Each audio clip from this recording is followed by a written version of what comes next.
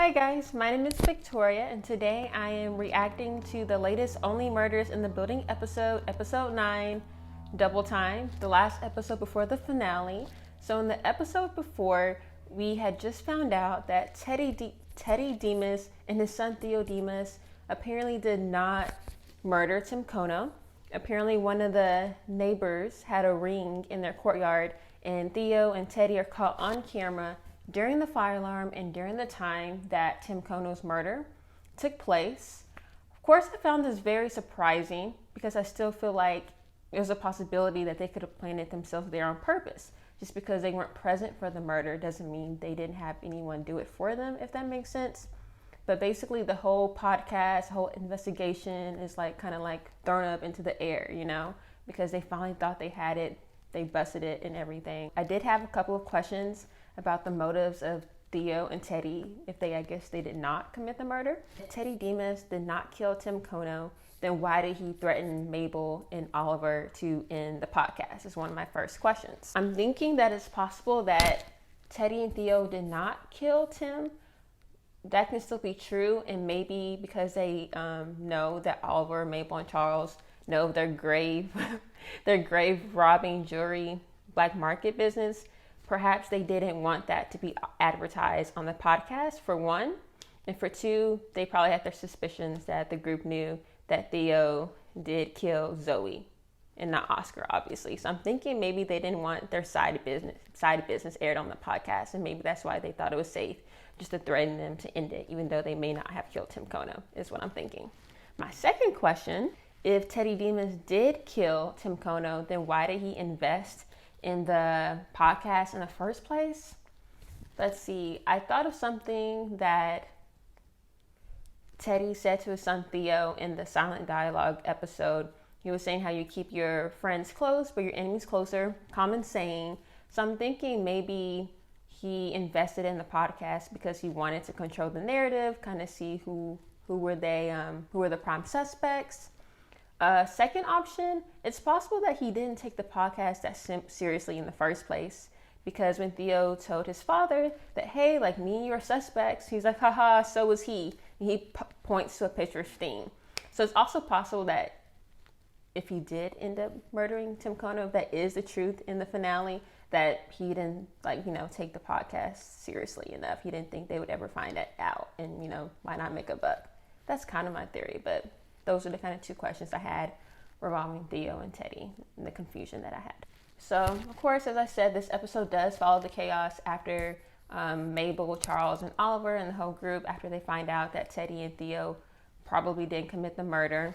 We have a meeting in the apartment building, which is actually pretty hilarious. Bunny runs it as per usual. And all the people in the apartment, you would think they would be super happy that they know a homicide would happen in their apartment, to be extra careful and to be cautious. You would think they would be happy of knowing that news and that Tim did not kill himself. But they're all upset. One lady is like, oh, now my friends don't want to come over because we're the murder building. Another lady's like, oh, my kids can't go to sleep. They have nightmares. And the therapist is like, oh, this is bad for business. No one wants to come here to see me. They're all upset. And it's I don't know. I was just surprised. I'm shouldn't y'all be happy to know? You should lock your doors extra, maybe get extra locks or something. You should be happy. But what ends up happening, Bunny encourages all of the residents to evict Charles, Mabel, and Oliver for creating the podcast and creating the chaos and making, I guess, the Arconia in the spotlight. And they end up being evicted, and everyone votes to have them evicted. But Bunny, she's very, I don't know, you could tell that she was very, very pushing it. And I found that kind of suspicious. She was very, very adamant about it. So in this episode, a few more things that we learned that I forgot to mention in the beginning is Jan, Charles's lover. Of course, we learned that she wasn't killed. In the last episode, it was that fear that another person had been killed. And I thought that maybe that was going to be the new mystery leading into season 2 as well. But she was stabbed. She wasn't killed. She did receive a note on her door saying that someone was watching her, but she's all good and safe, just taking it easy. But during this episode, we have Charles, we have Jan, we have Oliver, we have Mabel, a little bit of Oscar. And then One of Charles's stunt doubles from the past when he used to be on Brazos stops by. Her name is Saz. I forget the last name, but she's really interesting. She adds some more comedy into this episode and also has some theories of her own. I love the insights that we gain from Saz, Charles' stunt double. She finds a lot of obvious things that, that the group is surprised that they didn't catch. Like, for one, since, we learned in the beginning of the episode that not only were Theo and Teddy caught on camera outside the building when the fire alarm went off and when Tim was killed, but also that Tim was poisoned and then shot with the gun. He was already dead when he was shot with the gun. So we learned that, and Saz is like, okay, this was definitely a crime of passion. This was premeditated. You planned this. They wanted to see him suffer. And also in the bags that the group had gathered from Tim's apartment, she finds 2 drink cups and she smells it. They're like, they were enjoying, like whoever he was with, they were enjoying a nice glass of bourbon or a sip of bourbon shortly before he died. It's possible that she poisoned his drink. And then she even comments on the suicide letter saying, I'm lonely. She's like, maybe this is a confession from his lover about her being lonely, because that's certainly not what someone writes when they're trying to mock a suicide letter. It'll be like, I want to die or something closer in that nature. So it's all these revelations that come from her. They're like, oh my gosh, maybe Tim's killer was his lover. So with this new suspect thrown at us, I kind of want to go through the list of the past suspects we've had.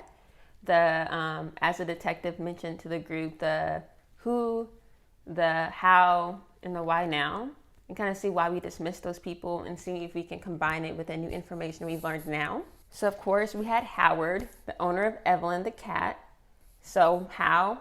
Well, in the beginning we thought Tim was killed with a gun. So with the gun. And the why, we know that Howard really hated Tim. Tim hated his cat. And we also knew that Evelyn, Howard's cat, his hair was found in Tim Kono's apartment when Mabel, Oliver, and Charles were going through it that first time. And we dismissed Howard because when Charles's nose bled in front of him, Howard fainted. And we learned that he faints at the sight of blood. So for him, that's why we crossed him off the list. He could have been faking that. So I don't know, but that's why we dismissed him.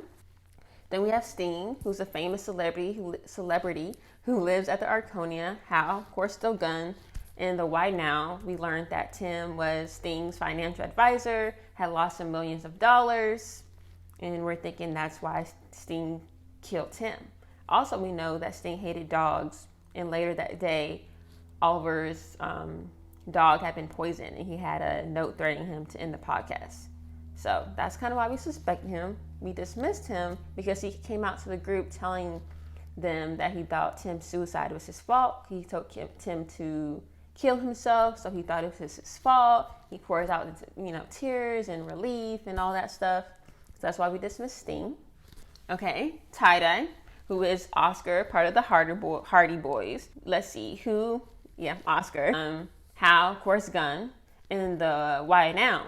So for the longest time, we of course did not know Oscar was Tie-Dye Guy. And so we just knew that Tie-Dye Guy was going up the stairs during the fire alarm while everyone else was going down. That was one of Charles's main theories, like this whole time, Tie-Dye Guy. We do learn that Oscar he was going up the stairs. He did go to Tim's apartment. He was going to roughen him up, but he heard a gunshot and he ran. So I guess him telling that story is why we dismissed it. I kind of thought that was kind of sus. Like, you're saying you went to the door, but you ran. Kind of suspect. Kind of part of me thought maybe he still did it. But at the same time, if he really did it, like, why would he even tell the group that he went to Tim's door? So that's why he was dismissed. And of course, we have Teddy and Theo Demas, and then the how with the gun. So much went into it. First of all, Tim knew that Teddy's son Theo was the one who killed Zoe, for one. 2, Tim knew about their side business, the black jewelry market. We know that Tim, until the day he died, he was obsessed with taking them down. And of course, that beautiful green ring that was once the Demas's, then went to Zoe, and then back to the Demas's. We know that Tim had bought it shortly before he died, so maybe he was planning on outing them, and that could possibly be their reason for wanting to kill him. Because 1, he knew Theo's secret about killing Zoe, and then 2, maybe threatening to expose their grave robbing business. And then another reason I remember was we know that when on that pilot episode when Tim got into the elevator with Charles and Mabel, he was coming from the 6th floor, which is the same floor that Teddy Demas lives on. While we dismissed it, like we said earlier, they were caught on camera. At the same time, I do think that's suspect. But at the same time, when the whole episode was about the group finally exposing them, I did think it was kind of weird that we have 2 more episodes left and they're telling us who the killer is. So even though I still think realistically they still could have had him killed and still been outside the building for the sake of the show, I don't think it's them. So towards the end of the episode, we do learn a lot more. While Charles is kind of temporarily out of the group, wants nothing to do with it, Oliver and Mabel are still on the go, trying to find the murder in the hopes of getting their apartments back, just wanting to know who it is, obviously. So they're going through Tim's things again, and again, they're coming across the sex toys, and they're looking at one. They're just so curious about what it is, or like how you use it, I guess. They look at the label, and it says exotic instruments. Mabel looks it up, and it turns out it's a bassoon cleaner. And guess who's a bassoonist? In case you don't remember, Charles's girlfriend, Jan, is a bassoonist. So they're, of course, wondering why a bassoonist instrument tool was in Tim's things. And they do confirm with Tim's neighbor that he definitely was with a woman, and she would hear them together all the time, hear the sounds they would make. So we know he had a woman. Bassoonist tool is in his things. Why? And so immediately, of course, we're thinking of Jan as a suspect now. Simultaneously, while this is happening, Charles is secretly attending Jan's concert. She didn't want him to come for some reason, but he comes, he watches, and as it's beginning, he realizes that Jan is not the first chair bassoonist. It's someone else. So my first thought was that maybe because she was stabbed, maybe someone else got it. But as I read online, most people seem to think that she was never the first chair bassoonist, and it's something she lied about. And so, of course, the cliffhanger of this episode now leads us to believe that Jan is our main suspect. Like, we know that she lied about the chair being the first chair bassoonist, so it kind of makes you think, what else has she lied about? And like, she's the only bassoonist we know in the apartment, so why was that bassoonist tool in Tim's stuff? Okay, so I guess the question is, do I think that Jan could really be the killer? I'm not quite sure. I kind of feel the same thing that I did about them exposing Teddy and Theo as a killer in the episode before. I kind of feel like they want us to think that Jan is the killer. We're gonna throw us off on this next episode. So I'm not quite sure. But I do think that if she's not the killer, then she knows who is the killer, perhaps. Either she knows something she's been hiding, or she's the killer. Because if you think about it, Mabel was good friends with Tim, and she hid that the whole time. So just because Jan hid her relationship with Tim, it doesn't mean she's a killer, but it's definitely very suspicious. I also think it's interesting how when the group was pulling their evidence together on the Demases, she kept suggesting Howard over and over and over, and they're getting kind of annoyed with her. So there was no reason for her to suggest anyone, because she wasn't a suspect at that point. So she could have just sat quiet, enjoyed the fun, watched the show, but she kept insisting on Howard. So I'm wondering if she knows something about Howard that the rest of the crew doesn't, and she can reveal it without revealing her role in it as well. It's kind of what I'm thinking, but I'm not quite sure. Then again, if that points to Howard, during the meeting that they had at the apartment, when they were voting to evict the team, he was actually not wanting to evict the podcast team, because it turns out that Evelyn was poisoned with the same poison that Tim was poisoned with. So I don't know how he knows that. It's kind of strange, but you would think he wouldn't put himself out there like that if he was responsible. So I don't necessarily think it's Jan. I know she knows something else, but I don't think it's Jan. And of course, as I said, her pointing out Howard was making me think that maybe it could be him, but like from his remarks at the meeting, it doesn't seem to be him either. So who could it be? Let's see. Also, another thing with Jan, either she was trying hard to reveal something about Howard, or she's somehow close with the Demases. It was just trying to throw them off that track. I'm not sure. But anyway, who's the suspect? So if you remember the police officer / detective, don't know which one she is, and the tox reports were never submitted, and the phone was never submitted to IT. And she was saying usually when that happens, someone wants to shut down, they want it covered. So I'm thinking whoever killed Tim Kono is definitely in a high position, either has a lot of money or they have a lot of ties on the inside. That's the kind of person I think it is, which I don't know, it's kind of still leads to Teddy and Theo, but we got to take them out the picture for now, I guess. So my top people are Jan or someone that Jam knows. I know it's weird, but I'm kind of suspecting Bunny at this point too. She was so adamant about this podcast stopping in the meeting that made me kind of suspicious of her and her wanting to kick Charles, Oliver, and Mabel out. Like she wanted this podcast to end, whatever it takes. Made me kind of suspect her. I don't know what her role could be or the why, or if she's a woman that Tim was seeing and not Jan, but something just kind of suspicious to me about Bunny.